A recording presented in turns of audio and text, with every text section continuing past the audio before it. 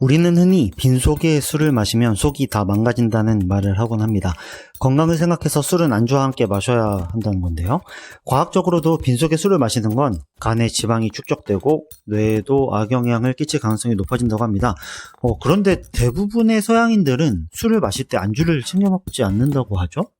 어째서 서양인들은 안주를 먹지 않는 걸까요?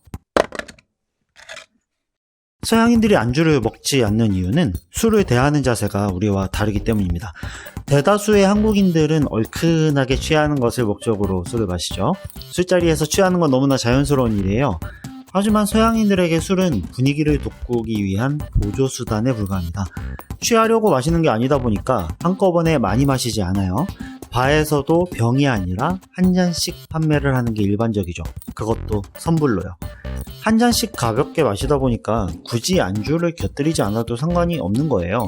속이 쓰릴 일도 별로 없을 테고요. 여기서 잠깐 문제 한번 내볼까요? 독일, 미국, 프랑스, 한국 이 네 나라 중에서 연간 주류 소비량이 가장 많은 국가와 가장 적은 나라는 어디일까요? 술을 가장 많이 마시는 나라는 프랑스고요. 가장 적게 마시는 나라는 놀랍게도 한국입니다.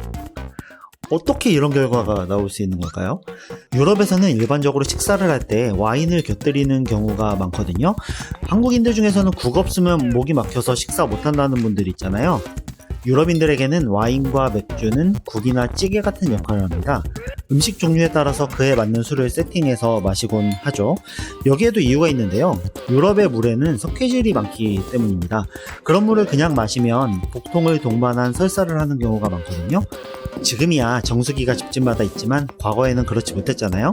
그러다 보니까 유럽인들은 오래전부터 수분이 들어가는 종류의 음식을 기피했던 겁니다. 국이나 찌개처럼 물을 활용하는 음식보다는 구이나 훈제 요리가 발달하게 된 거죠.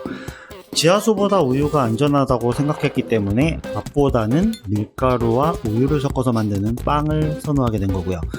물을 마음껏 마실 수 없다 보니까 식사 때마다 맥주와 와인을 곁들여 마신 거예요. 음료수처럼요. 참고로 맥주에 들어있는 탄산 성분이 석회질을 분리할 수 있다고 합니다. 와인은 100% 포도로만 만들기 때문에 석회질로부터 안전할 수밖에 없는 거고요. 정리하면 술자리를 따로 만들어서 한꺼번에 들이붓는 게 한국식 스타일. 일상생활에서 가볍게 자주 마시는 게 서양. 그 중에서도 유럽 스타일이라고 보면 될 것 같네요. 전 국민이 음료수처럼 마시다 보니까 전체 소비량이 많을 수밖에 없는 거예요. 서양인들이 안주를 먹지 않는 두 번째 이유는 집단주의와 개인주의 성향의 차이 때문입니다. 서양은 개인주의 성향이 발달했잖아요. 술을 혼자 마시는 경우가 많고요. 여럿이 모여 술자리를 갖는다고 해도 서서 마시는 게 일반적이죠. 자유롭게 이리저리 돌아다니면서 다양한 사람들과의 만남을 갖고 대화를 나누는 거예요. 안주를 차려놓고 먹을 만한 분위기가 아니죠. 반면 한국의 술자리는 어떤가요? 정해진 자리에 앉아서 그 장소를 나갈 때까지 자리를 옮기지 않죠. 술 기운을 빌려서 속마음도 들여다보고 위장에 있는 내용물을 꺼내서 확인해보기도 하면서 1차, 2차, 3차까지 끝까지 함께 가는 거죠. 이렇게 밤새도록 술자리가 이어지는데 체력이 남아날 리가 있나요? 뭐라도 먹어야 버틸 수 있겠죠? 안주를 먹을 수밖에 없는 상황인 겁니다. 자, 이렇게 서양인들이 안주를 먹지 않는 이유, 그리고 동양인들이 안주를 먹는 이유에 대해서 알아봤는데요.